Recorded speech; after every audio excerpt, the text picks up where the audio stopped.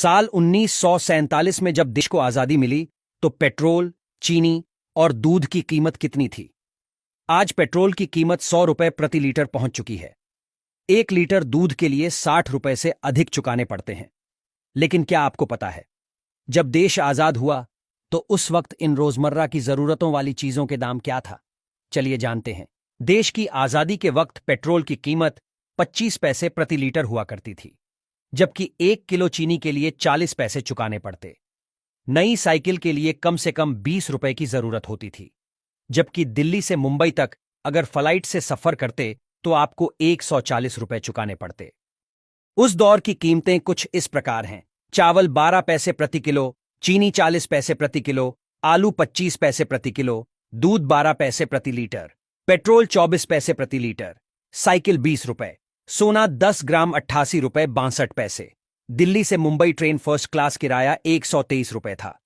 एक अखबार की कीमत 13 पैसे और सिनेमा टिकट 30 पैसे की हुआ करती। घी 75 पैसे प्रति किलो, आटा 10 पैसे किलो, दाल 20 पैसे किलो, केला 12 पैसे दर्जन, बल्ब 25 पैसे, माचिस 2 पैसे, टॉर्च 1.5 रुपए और पेंसिल 6 पैसे की थी। डॉलर की बात करें तो डॉलर की कीमत 1925 तक भारतीय रुपए से कम थी। वो कीमत जानकर आप हैरान हो जाएंगे। 1 डॉलर हमारे 10 पैसे के बराबर था। 1947 में 1 डॉलर 4 रुपए 16 पैसे के बराबर हो गया। 1965 तक 1 डॉलर 4 रुपए 75 पैसे के बराबर रहा, फिर बढ़कर 6 रुपए 36 पैसे हो गया। उसके बाद ये बढ़ने लगा। 1982 में 9 रुपए 46 पैसा हुआ। उसके बाद अब ये कहां है जगजाहिर। लगातार डॉलर के मुकाबले रुपए की कीमत कम होती जा रही है।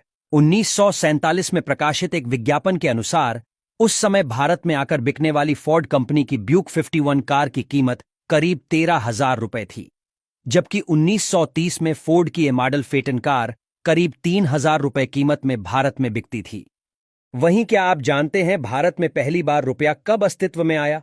रुपए के शुरुआत की बात 6ठी शताब्दी ईसा पूर्व में बताई जाती है, यानी 2600 साल पहले रुपए की शुरुआत हुई थी। रुपया संस्कृत से आया है। रूपा का अर्थ होता है आकार, रुपया का अर्थ है चांदी यानी चांदी जैसा, जबकि रुपयकम का अर्थ चांदी के सिक्के से है। हालांकि 16वीं सदी में शेरशाह सूरी ने अपने शासनकाल में चांदी के सिक्के को नए तरीके से पेश किया, जिसका वजन 178 कण था। रुपए के नाम से बाजार में उतारा गया।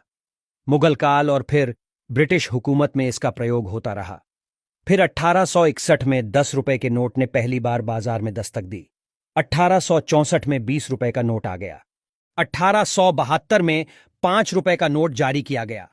इसके बाद साल 1900 में 100 रुपए का और 1905 में 50 रुपए का नोट बाजार में जारी किया गया। इसके बाद अगले 5 साल में 500 और 1000 रुपए का नोट भी बाजार में आ गया था।